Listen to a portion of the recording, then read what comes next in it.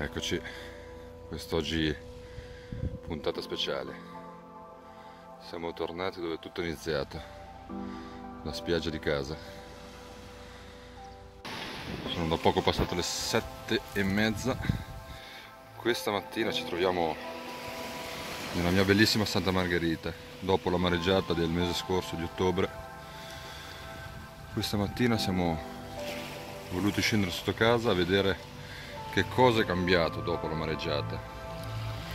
Per iniziare partiamo con due montature scorrevoli, una con un 100 grammi, montatura perline 0,22, una americano e l'altra un po' più leggera con un 75 con una coreana, a tastare un po' cosa c'è rimasto sul fondo.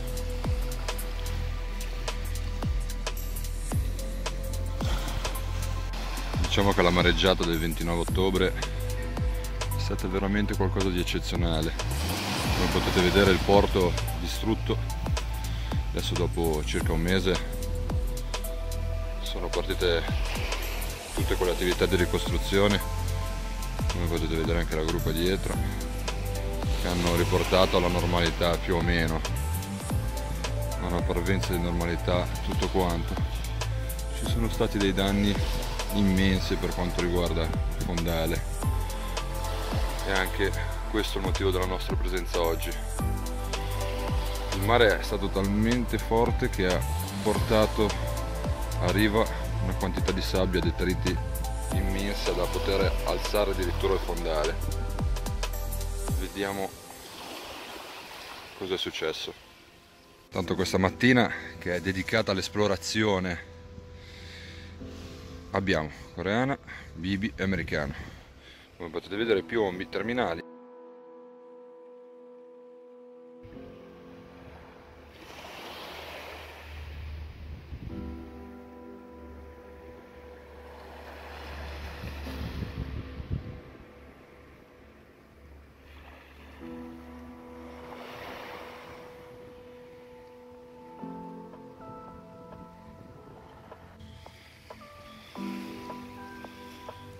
Questa è solamente una parte di ciò che è rimasto dalla mareggiata. Porto di Santa, insomma, come tutti i porti, crea una sorta di zona laguna al suo interno dove appunto stiamo pescando, e questa spiaggia non è molto alta rispetto alle altre che troviamo qua attorno. A sinistra una sorta di fondo roccioso e a destra una foce. Questa foce porta molti pesci di pascolo, mormore, spigole, quindi noi ci troviamo esattamente a metà tra una zona rocciosa e una foce su un fondo sabbioso. Adesso abbiamo avuto la prima tocchettina sulla canna con la coreana. Come potete vedere ho fatto un rimpinguo della coda che era stata mangiata con un altro pezzo di coreana, così ho evitato di sostituirla completamente. Questa canna qua adesso, oltre a dedicarla alla corta distanza, la utilizziamo da destra verso sinistra per andare a sondare il fondale, quindi avrà una doppia funzione questa canna.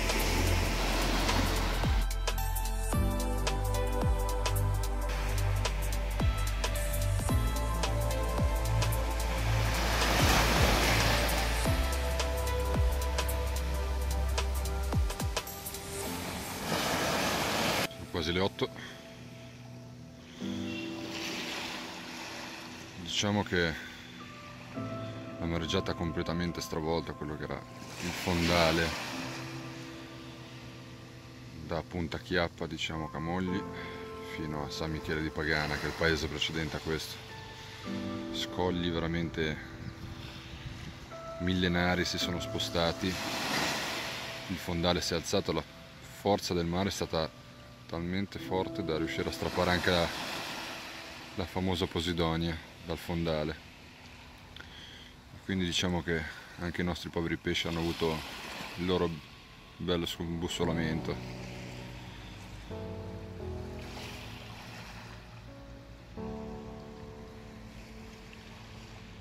un barlume di speranza, una piccola mormorina che rilasceremo, ma che ci fa ben capire che qualcosa si è salvato. Ecco, diciamo che tutti abbiamo una spiaggia nella quale abbiamo iniziato a pescare.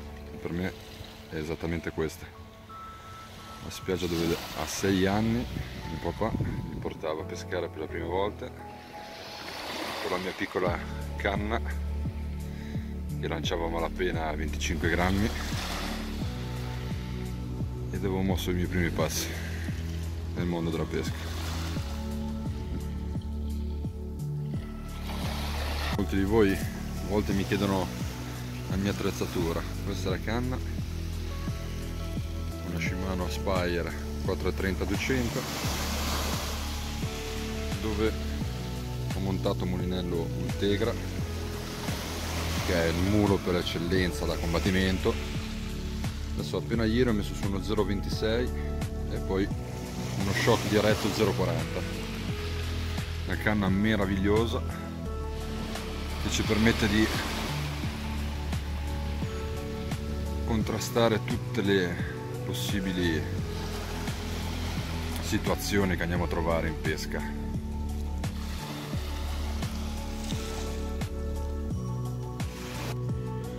Diciamo che la mareggiata, che sia stata eccezionale, non c'è ombra di dubbio, ma è comunque un fattore naturale, più o meno forte.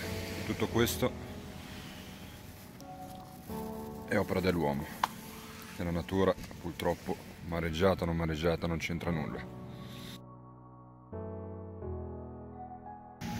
Eccola, un'altra piccola mormorina che ci fa ben sperare nuovamente in una rinascita.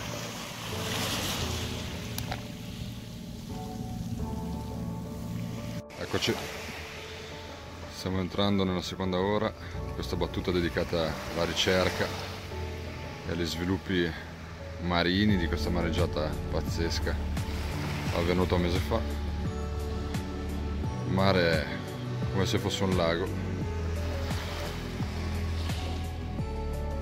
incredibile ma vero anche sul nostro povero Bibi, la mormorina.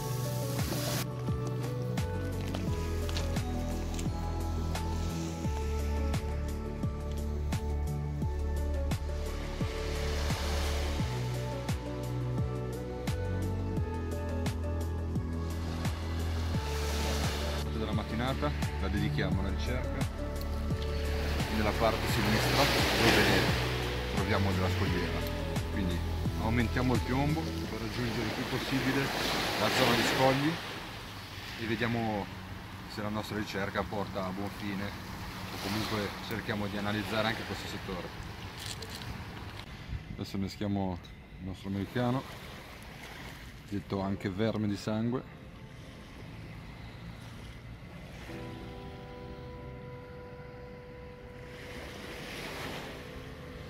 Come vedete la testa,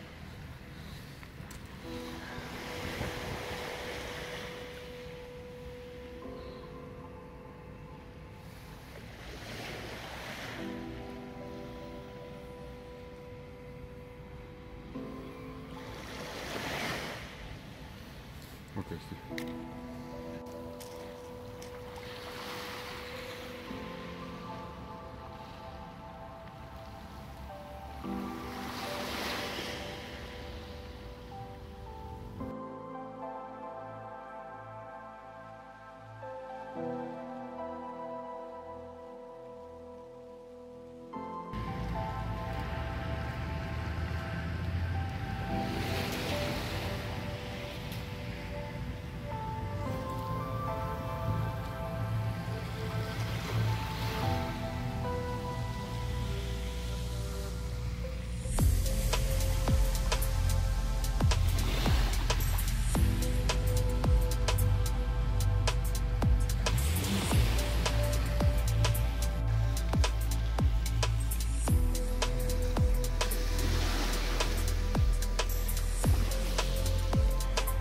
Eccoci arrivati alle 10, adesso stiamo testando la parte di sinistra vicino alla scogliera con un doppio bibi e la parte centrale più profonda, più distante, sempre con un doppio bibi.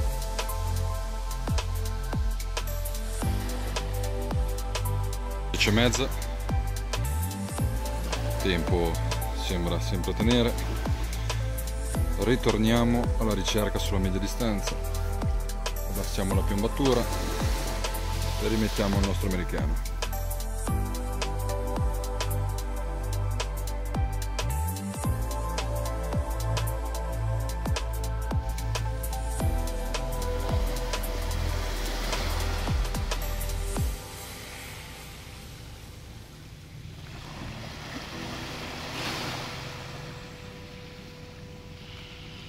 Eccoci, battuta finita. E che dire, per un occhio da pescatore può dire che la battuta è andata male, per un occhio invece da ricercatore si può dire che dopo il cataclisma che c'è stato, la presenza così massiccia di minutaglia o comunque di avanotti ci fa ben sperare per il futuro. Quindi siamo fiduciosi dopo questa giornata di ricerca e di analisi di quello che è rimasto dopo questa incredibile mareggiata. E niente, aspettiamo, non ci facciamo battere e che dire, alla prossima puntata.